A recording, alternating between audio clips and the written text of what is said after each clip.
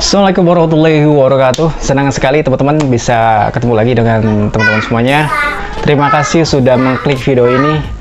Dan hari ini kita akan menggambar kereta dengan lokomotif CC201 warna merah.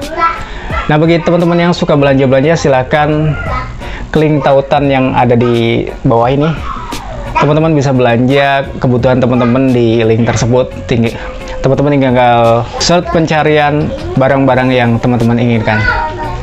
Nah, bagaimana cara menggambar kereta dengan lokomotif CC201 livery merah ini? Ayo kita tonton video ini sampai selesai. Jangan lupa juga like serta berikan masukannya di kolom komentar. Selamat menonton. Saya Eko Dali. Assalamualaikum warahmatullahi wabarakatuh.